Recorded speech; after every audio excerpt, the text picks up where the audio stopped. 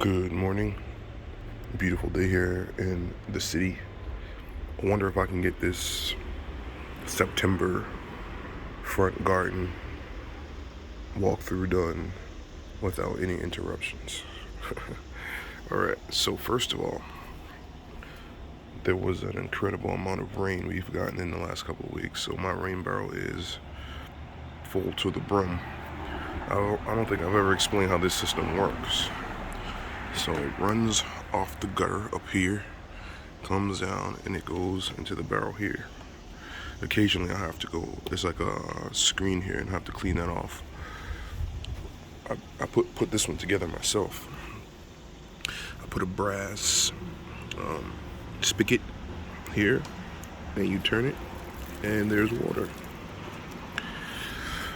There's an opening here. I can empty this out or check on it and see what's going on in there.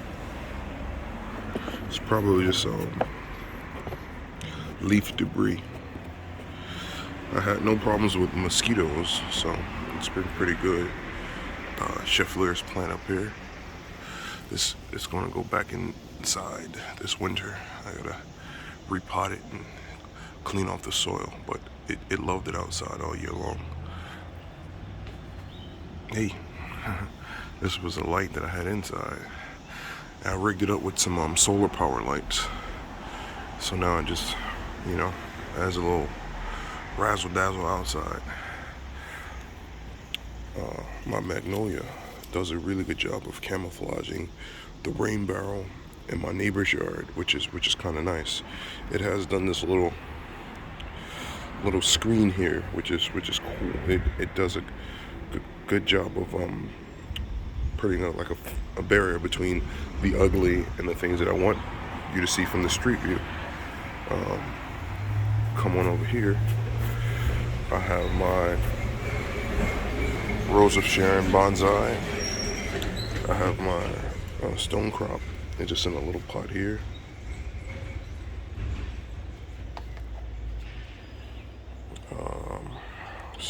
Quill, which is doing lovely. It's a bigger portion of it, and then it's a part I took off of it. Yeah, I just love the texture of that plant. This is a gooseberry that I think I'm gonna get rid of this year. I've had it for several years. I'm gonna ask one person I can think of, do they want it? But other than that, I'm probably gonna get rid of it because I can't keep everything. This is a Thai plant. I really love the leaves of this Thai plant, but this is another one I think I'm gonna get rid of. Definitely keeping this. This is a caladium that I love. I love the leaves of the bicolored caladium. This is hodgepodge pot of Echinacea. We got some Coleus and nasturtium in this pot, and just adds a bit of color down the stairs here. We got a little mondo grass, a little ponytail palm, little evergreen bush, which is looking a little light there. So hopefully when I clean this out, I can spin it around and it'll be good for through the winter. This is a little Asparagus Fern here, which is really doing nicely. I think going forward I'll always put one out here because they seem to do very nice out here. This is my Hydrangea, which was suffering a bit of chlorosis, a little lack of iron. But it put out a little what they call panicums or whatever they call it, the flower head. The winter comes, I'll have to take this out, and then it'll be just the hydrangea in here. Of course, the chocolate drop Coleus won't last through the winter, but it was a cutting I stuck in here, and it just really did a nice job of adding some color right there. A pepper plant, which I'm letting these peppers dry on the vine. See, they're falling off. I need to come and harvest these because I want the seeds. I don't want the peppers, and they're totally ripe, so I need to come get these off of here. This was a little flower box here. It has a heuchera and some other evergreen stone crop in there. I moved it over here. It was in the front. This is where the elephant's ears were, and they were impeding with us walking up and down the steps. So I just went on and pulled those out. This was a really bad location. So I moved a couple things around. I had the bird of paradise, which is there in a pot. I had it sitting over here, and I moved it over there, which opened this area up. We're coming into the fall time, so the sun is at a different angle. So I just needed things to get some more sun and build up some strength before the fall time. So as you can see, things are at its maximum size here. So they need all the sun they can get. This Coleus here is just absolutely stunning. It was probably only as big as this tip here when I brought it, but to have put on that much size in one season is just phenomenal. So I'll definitely have to repeat that next year because it's such a structure. This heuchera here is I'll put this here to replace where the elephant ears were. It's in a pot. This is an Azalea Bush here, doing really nicely. That should be some nice springtime color come the spring, this azalea. These two boxwoods here, a little globular globe sphere shapes. I like having those sphere shapes dotted out throughout the garden. And like it is, it's September now, so things are fizzling out, and but they're doing good. Sand cherry. Hey kitty. I don't know whose cat that is, but anyway. Echinacea. Excuse me. It looks good. I'll deadhead that eventually, but it still has some good color. The polka dot plant just really took off. They were teeny tiny little plants, but they added that extra little level of texture and color here, which was quite nice. There's a mondo grass in there. There's more echinacea, which is all black now, so it's time to just deadhead that and just make it into like a little tuft of leaves here, and it'll take me right into the winter. I stuck the Coleus back there, and that is adding the color that was lost from the dying of the Echinacea. So that Coleus is really looking nice there. There's a balloon flower back there that is done. This cosmos here is beautiful. I don't know where that seed came from, but I decided to just keep it here because this was a very compact looking cosmos. So I said, why not just go on and keep it.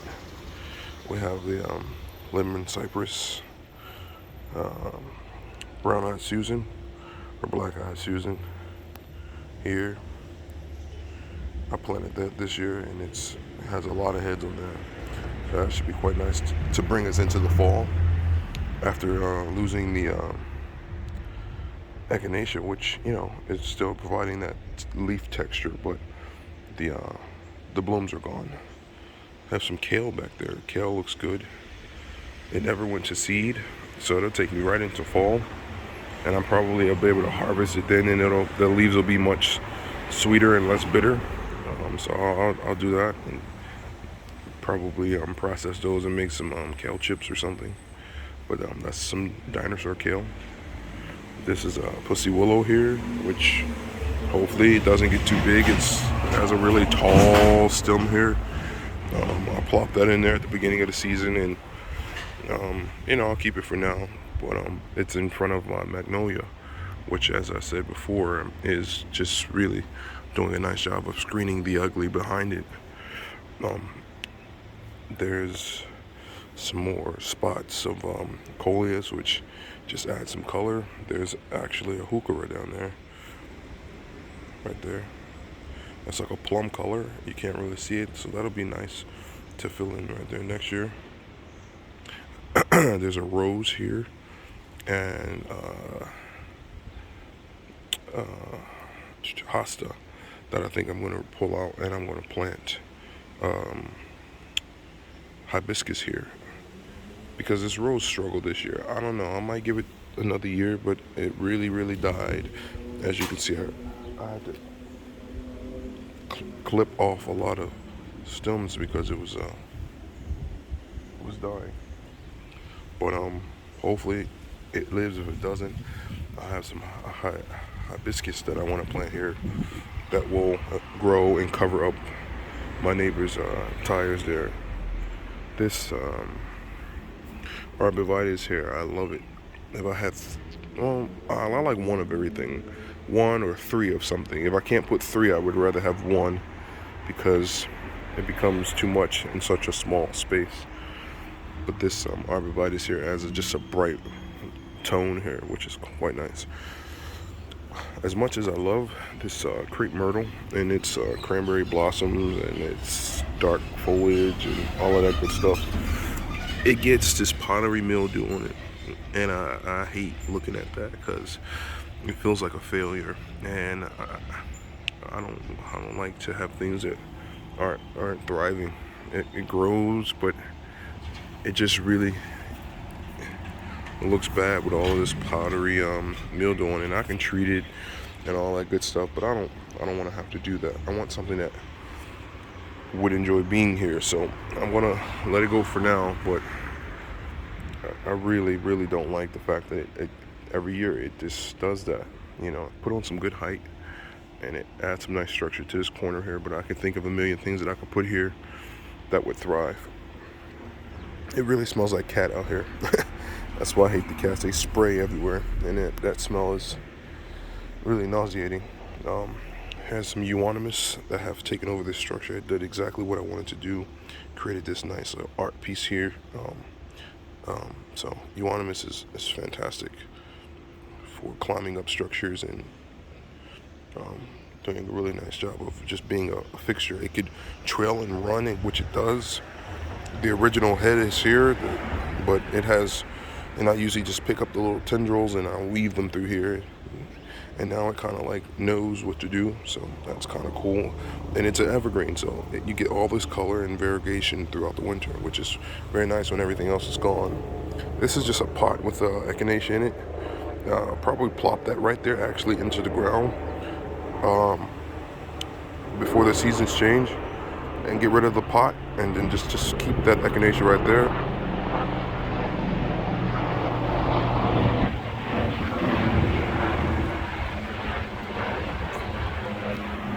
Okay, this is part of living in the city. I have this, I think this is a juniper here. It was dying and I stuck it in the ground here. And if it grows up, I'll do some type of limbing up it and just have it be a nice little evergreen structure here. It's close to the path. I wish it was over, but it's not. So I'll just work with it. There's some mono grass, which is adding some little grassy type textures in here. The takeaway from this area is just textures and tonal ranges of green. It's not about flowers. It's all about the textures and the plays of the ground covers and the different varieties of green, the chartreuse and the blues and the reds. So I love the way all of that looks. There's a very mature clump of mono grass here, which looks very nice. The texture is just amazing.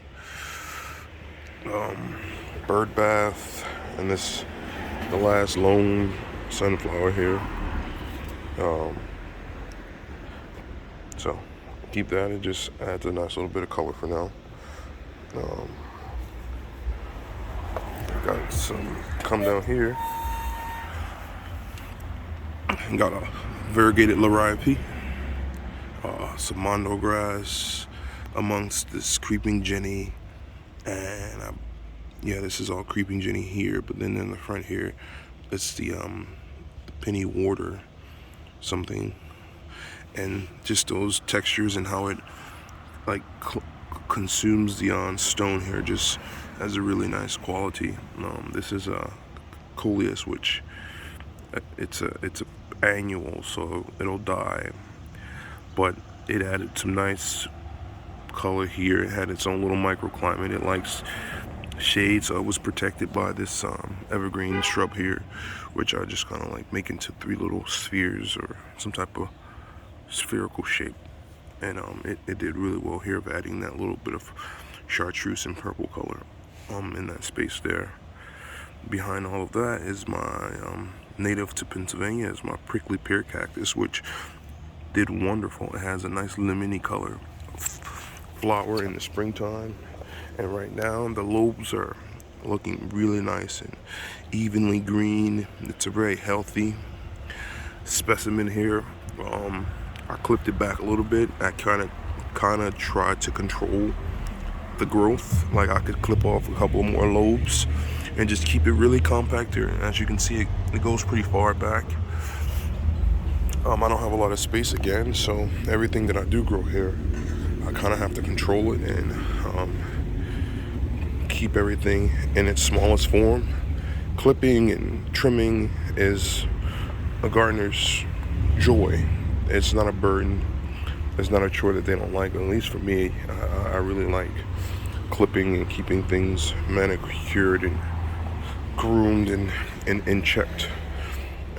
You're dealing with things here that want to have a maximum height or a maximum space, but I'm dealing in an unusually small space. So things, even if you get a dwarf variety of something, still want to get a little too large for the space. But I do a good job, I think, of keeping things proportionate to the space that they're in, and intermingling things for the space that they're in. Plopping things in the ground and throwing mulch under the bottom is not gardening. It's beautiful, and if it brings you joy, then it brings you joy. But for me, it's treated as if it's a painting, you know, having textures kind of drift in and out of one another, blotches of color in and out of one another, repeating tones throughout. You know, I can't say that it's all planned out precisely, but there is some thought that goes into what is placed into the garden and what stays and what doesn't go. You know, if you're going to have these chartreuse, which is a yellow, then you need a blue, which is coming from the evergreen shrubs. There's a lot of blue there. And then you need your red, which is coming from the foliage here, some foliage here. You have to know your color wheel and how colors complement each other. I wouldn't go in here and throw something red in. This is about as red as it would get, which is just rose here, because although it would be nice, it would just be too hot of a color, and it would really pull away from all these cool tones and warm tones that kind of like work with each other. It would pull your attention too far in one direction. So enough of that. But it definitely something that you learn over time, how to be pleasing to the eye and allow the eye to gracefully take everything in without being so focused on one thing, because it's really pulling your attention. Like this rose bush here is on a really bright neon-y color, but it works for the most part, and it wants to be massive, but I keep it trimmed. And as you can see, that dark purpley foliage is new growth, and it's putting on a nice show for the fall, which is wonderful. But real quick, this bird of paradise was wonderful. I wished it would have put out a bloom this year, because the blossom is what you wait for. Our seasons here are just not long enough to have achieved that. Maybe next year. So I'll figure out a way to overwinter this, and then we'll try it again next year. Overwintering it, meaning I'll take it inside and then, you know, bring it back outside for the warmer months. It's a lot of work keeping a plant inside over the winter, but you know, you do what you can. Things get spider mites and they just get cabin fever. They want to be outside, but living in zone 7B is not the tropics. So you do what you can. This cosmos here is very compact. The foliage is, I don't know if it's supposed to look like this or not. I've had cosmoses in the past which are really tall and lanky looking, but this one is very compact and I like it. The blossoms are amazing. I've saved seeds, so I'll be planting this again.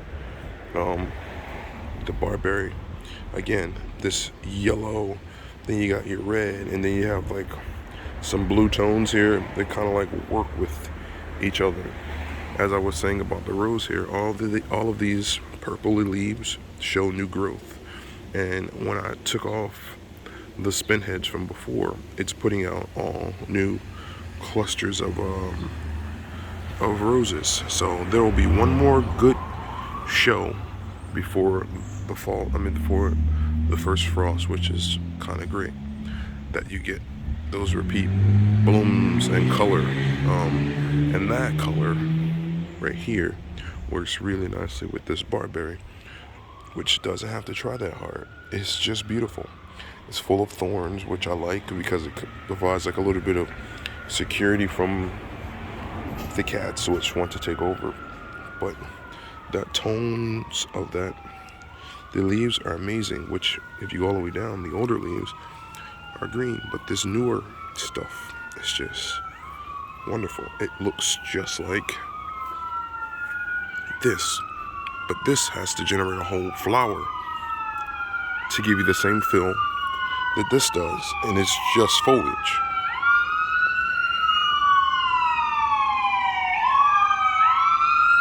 I hope there's nothing too bad going on, but again, that's life in the city. But again, this Barberry is giving me the same feel that this rose, as I said, has to do by putting out a blossom. It has that really hot tip with the purple and the green. This has the really hot tip with the purple and the green, but it's just all foliage. A lot less energy to produce this, but it gives you that same kind of repeated, the sun is a lot, it gives you that same repeated look here. These three pots, which are zip tied onto the fence, have stone crop, which adds a really nice little artistic vibe to the front here. This rose bush, I wanted to cut it out. I wanted it to go across the fence, but then I figured that was a bad idea. So now I want to cut it out and then put one of those hibiscus here. But it looks so good now. It was diseased all summer long, but now that I've cut it back, the new foliage looks wonderful. But I don't know, maybe I'll dig it up and give it away or something, but it didn't do me well this year, and I was really upset by that. I have an azalea here, some more stone crop, and I think this is some type of Coleus, but it put out blossoms all season long. So this was a really nice pot here. I had some celosia back there, which died a couple weeks ago, and it kind of like reached its end, so I pulled those out. So the only thing that I have to come out of here for the winter is Coleus, but everything else can stay. There's some more of that powdery mildew on this crepe myrtle. This looks horrible. So your days are numbered, buddy. Look at the blossoms, they're just amazing. So that's one reason why I love it. There's euonymus again, growing up that structure. It's just great, right? It's really nice to look at. Alright, I ain't gonna keep y'all. This was just some more. Prickly pear cactus. When you trim it, I trimmed it off here because this had got really rotten. It's putting out new lobes here, so it'll put on a new nice size lobe that'll be wonderful for next year. I would love for these hens and chicks to kind of like take over here and have this little thing here, but you know, you let Mother Nature do her thing. Other than that,